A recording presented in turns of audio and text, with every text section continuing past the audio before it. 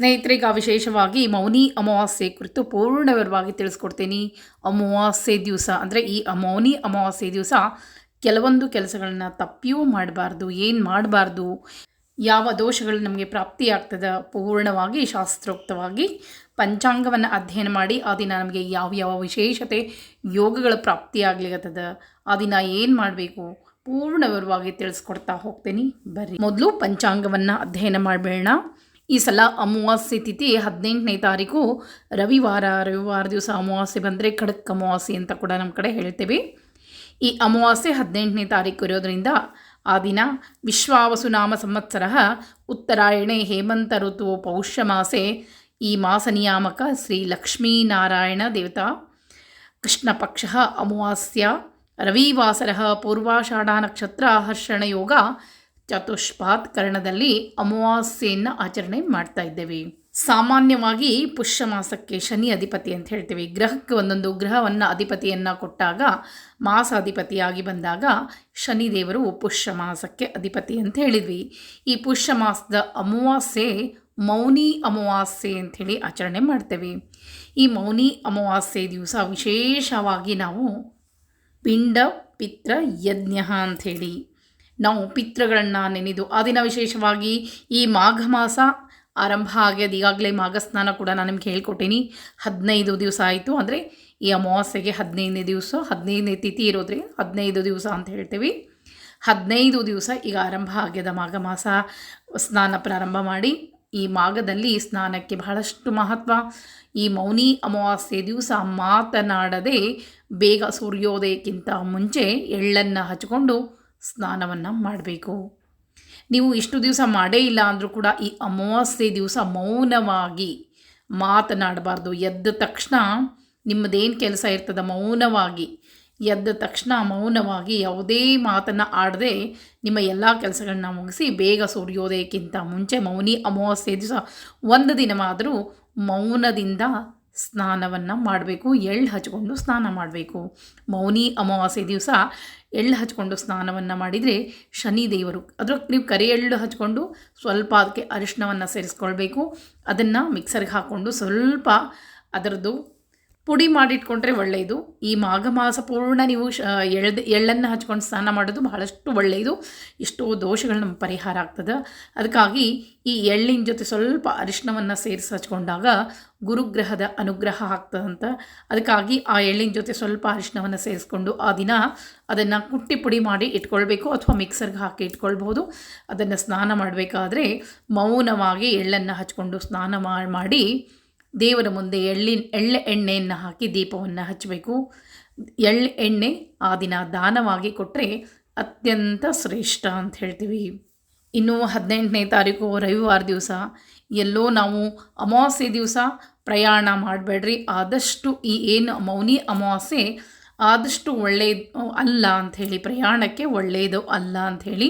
ಇನ್ನು ಸ್ನಾನಕ್ಕೆ ಮಹತ್ವ ಇರೋದ್ರಿಂದ ನದಿ ಆಗಲಿ ಸಮುದ್ರ ಸ್ನಾನ ಆಗಲಿ ಅತ್ಯಂತ ಶ್ರೇಷ್ಠ ಅನ್ನಿಸ್ಕೊಳ್ತದೆ.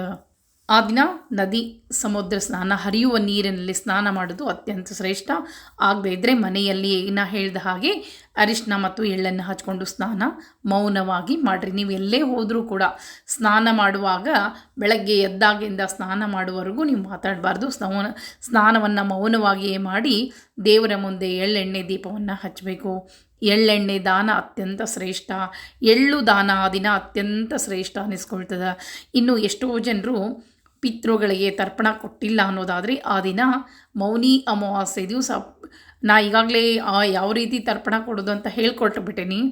ಆ ರೀತಿಯಾಗಿ ಪಿತೃಗಳನ್ನು ನೆಂದು ಪಿಂಡ ಪ್ರಧಾನ ಆಗಿರ್ಬೋದು, ತರ್ಪಣ ಆಗಿರ್ಬೋದು ಮಾಡಿದ್ದೇ ಆದರೆ ಆ ಪಿತೃಗಳು ತೃಪ್ತರಾಗ್ತಾರಂತೆ ಆ ದಿನ. ಅದಕ್ಕಾಗಿ ಮೌನಿ ಅಮಾವಾಸ್ಯೆ ದಿವಸ ಬೇಗನೆ ಎದ್ದು ನದಿ ಸ್ನಾನ ಸಮುದ್ರ ಸ್ನಾನ ಆ ತೀರದಲ್ಲಿ ಹೋಗಿ ಸ್ನಾನವನ್ನು ಮಾಡಿ ಪಿತೃಗಳನ್ನು ಕುರಿತು ಪಿಂಡ ಪ್ರಧಾನ ಆಗಿರ್ಬೋದು, ತರ್ಪಣ ಆಗಿರ್ಬೋದು ಕೊಟ್ಟರೆ ಪಿತೃಗಳಿಗೆ ಹೋಗಿ ಮುಟ್ಟುತ್ತದೆ ಅಂಥೇಳಿ.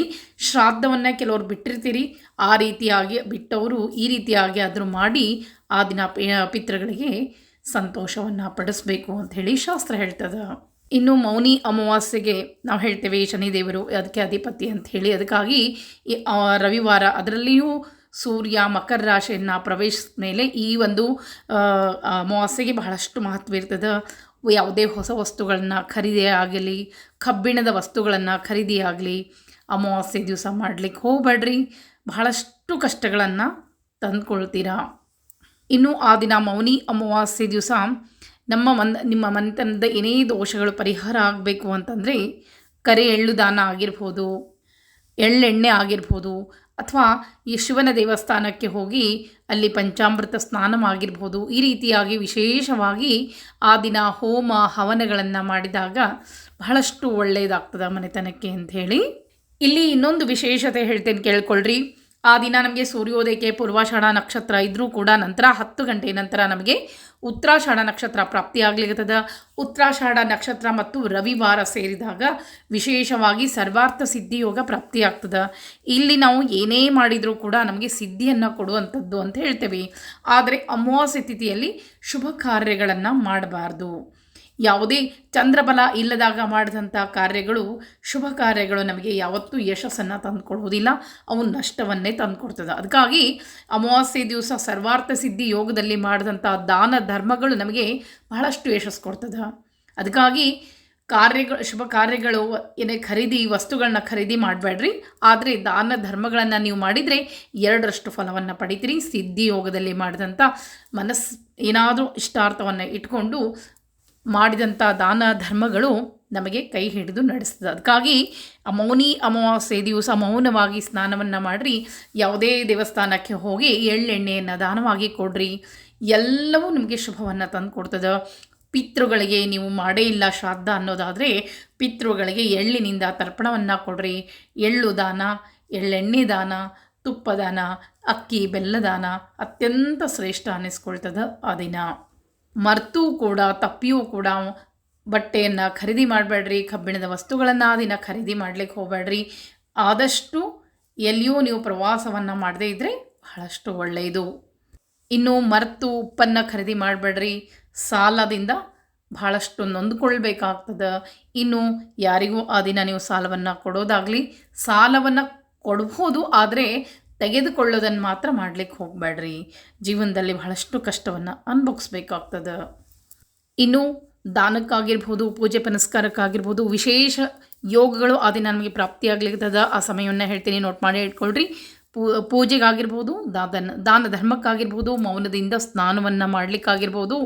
ಮನೆಯಲ್ಲಿ ನೀವು ಹೊರಗಡೆನೇ ಹೋಗಿ ಸ್ನಾನ ಮಾಡಬೇಕು ಅಂತ ಏನಿಲ್ಲ, ಮನೆಯಲ್ಲಿ ಕೂಡ ನೀವು ಮೌನವಾಗಿ ಭಗವಂತನ ಸ್ಮರಣೆಯನ್ನು ಮಾಡಿ ಆ ದಿನ ಎಳ್ಳು ಹಚ್ಕೊಂಡು ಮನೆಯಲ್ಲಿ ಸ್ನಾನ ಮಾಡಿರಿ. ಎಷ್ಟೋ ನಿಮಗೆ ಜೀವನದಲ್ಲಿ ಬರುವಂಥ ಎಷ್ಟೋ ಕಷ್ಟಗಳು ಕಡಿಮೆ ಆಗ್ತದೆ. ಆ ದಿನ ಅಮೃತ ಕಾಲ ಬೆಳಗ್ಗೆ 5 ಗಂಟೆಯಿಂದ ಶುರುವಾಗ್ಲಿರ್ತದೆ. 5 ಗಂಟೆಯಿಂದ ಶುರುವಾದಂಥ ಅಮೃತ ಕಾಲ 6 ಗಂಟೆ 40 ನಿಮಿಷದವರೆಗೆ ಅಮೃತ ಕಾಲ. ಈ ಸಮಯದಲ್ಲಿ ಸ್ನಾನ ದಾನ ಅತ್ಯಂತ ಶ್ರೇಷ್ಠ. ಮನೆಯಲ್ಲಿ ಪೂಜೆಯನ್ನು ಮಾಡೋರಾಗಿದ್ದರೆ ಲಕ್ಷ್ಮೀ ಪೂಜೆಯನ್ನು ಮಾಡಿರಿ. ಆ ದಿನ ಅನಿಷ್ಟಗಳು ದೂರ ಆಗ್ತದೆ. ಇನ್ನು ಬ್ರಾಹ್ಮಿ ಮುಹೂರ್ತ ಅಂತ ಹೇಳ್ತೀವಿ. ಬ್ರಹ್ಮ ಮುಹೂರ್ತದಲ್ಲಿ ನೇಮ ನಿತ್ಯ ಹಿಡಿದವರಿಗೆ ಬ್ರಾಹ್ಮಿ ಮುಹೂರ್ತ ಬಹಳಷ್ಟು ಉಪಯೋಗ. 5 ಗಂಟೆ 30 ನಿಮಿಷದಿಂದ 6 ಗಂಟೆ 25 ನಿಮಿಷ ಇದು ಬ್ರಾಹ್ಮಿ ಮುಹೂರ್ತ, ಬ್ರಹ್ಮ ಮುಹೂರ್ತ. ವಿಶೇಷ ಯೋಗ ಪ್ರಾಪ್ತಿಯಾಗಲಿರ್ತದೆ. ಎರಡನೆಯದು ವಿಶೇಷವಾಗಿ ಅಷ್ಟು ಬೆಳಗ್ಗೆ ಮಾಡಲಿಕ್ಕೆ ಆಗಂಗಿಲ್ಲ ಅಂದರೆ 9 ಗಂಟೆ 55 ನಿಮಿಷದಿಂದ 11 ಗಂಟೆ 15 ನಿಮಿಷ ಇದು ಅತ್ಯಂತ ಶುಭ ಕಾಲ ಅಂತ ಹೇಳ್ತೀನಿ. ಈ ಸಮಯದಲ್ಲಿ ನೀವು ಪೂಜೆಯನ್ನು ಮಾಡ್ಬೋದು, ದಾನ ಧರ್ಮಗಳನ್ನು ಮಾಡ್ಬೋದು. ನಿಮಗೆ ಒಂದು ಶುಭವನ್ನು ತಂದುಕೊಡ್ತಾ ಇದೆ. ಇನ್ನು ನಿಮಗೆ ಬೆಳಗ್ಗೆ ದಾನವನ್ನು ಮಾಡಲಿಕ್ಕೆ ಆಗೋದಿಲ್ಲ ಅಂದರೆ ಬೆಳಗ್ಗೆ ಸಂಕಲ್ಪ ಮಾಡಿ ಇಟ್ಟು ಸಾಯಂಕಾಲ ಸಮಯದಲ್ಲಿ 6 ಗಂಟೆ ನಂತರ ಹೋಗಿ ನೀವು ದಾನವನ್ನು ಕೊಡ್ಬೋದು. 4 ಗಂಟೆಯಿಂದ 6 ಗಂಟೆ ಇಲ್ಲಿ ನಮಗೆ ರಾಹುಕಾಲ ಪ್ರಾಪ್ತಿಯಾಗಿರ್ತದೆ. ಆ ಸಮಯದಲ್ಲಿ ಏನೂ ಕೊಡಬೇಡ್ರಿ. 6 ಗಂಟೆಯ ನಂತರ ದೇವಸ್ಥಾನಕ್ಕೆ ಹೋಗಿ ಬೆಳಗ್ಗೆ ನೀವು ಸಂಕಲ್ಪ ಮಾಡಿ ಇಟ್ಕೊಂಡು ಬಿಟ್ಟರೆ ನೀವು ಸಾಯಂಕಾಲ ಹೋಗಿ ತಾಂಬೂಲ ದಕ್ಷಿಣೆ ಸಹಿತ ಏನೇ ದಾನ ಕೊಡೋದಿದ್ರೂ ಸಾಯಂಕಾಲ ಹೋಗಿ ದಾನವನ್ನು ಕೊಡ್ಬೋದು. ಈ ರೀತಿಯಾಗಿ ಮೌನಿ ಅಮಾವಾಸ್ಯೆಗೆ ನಮ್ಮಲ್ಲಿ ಬಹಳಷ್ಟು ಮಹತ್ವವನ್ನು ಹೇಳ್ತಾರೆ. ಈ ಮೌನಿ ಅಮಾವಾಸ್ಯೆ ದಿವಸ ಮಾಡಿದಂಥ ದಾನ ಧರ್ಮಗಳು ನಾವು ಮಾಡಿದ್ದು ಒಳ್ಳೆಯ ಮನಸ್ಸಿಂದ ಮಾಡಿದಂಥ ದಾನ ಧರ್ಮಗಳು ನಮ್ಮ ಪಿತೃಗಳಿಗೆ ಕೂಡ ಮುಟ್ಟುತ್ತದೆ. ಅದಕ್ಕಾಗಿ ನೀವು ಪಿತೃಗಳ ಸ್ಮರಣೆಯನ್ನು ಮಾಡ್ತಾ ಮೌನವಾಗಿ ಆ ದಿನ ಸ್ನಾನವನ್ನು ಮಾಡಿಕೊಂಡು ಏನೇ ದಾನವನ್ನು ಮಾಡ್ತೀರಿ ಅದೆಲ್ಲವೂ ನಿಮ್ಮ ಮನೆತನಕ್ಕೂ ಕೂಡ ಒಳ್ಳೆಯದಾಗ್ತದೆ. ಈ ರೀತಿಯಾಗಿ ಈ ಮೌನಿ ಅಮಾವಾಸ್ಯೆ ಆಚರಣೆ ಇರ್ತದೆ. ಮತ್ತು ಮುಂದಿನ ವಿಡಿಯೋದಲ್ಲಿ ದಾನವನ್ನು, ಯಾವುದೇ ದಾನವನ್ನು ನೀವು ಕೊಡಬೇಕಾದ್ರೆ ಯಾವ ರೀತಿ ಸಂಕಲ್ಪವನ್ನು ಮಾಡಬೇಕು ಅನ್ನೋದನ್ನು ಮುಂದಿನ ವಿಡಿಯೋದಲ್ಲಿ ನಂಗೆ ಸಾಧ್ಯ ಆದರೆ ಸಮಯ ಸಿಕ್ಕರೆ ಖಂಡಿತವಾಗಿಯೂ ತಿಳಿಸ್ಕೊಡ್ತೀನಿ ಅಂತ. ಮುಂದಿನ ವಿಡಿಯೋದಲ್ಲಿ ಮತ್ತೆ ಸಿಗ್ತೀನಿ. ನಮಸ್ಕಾರ.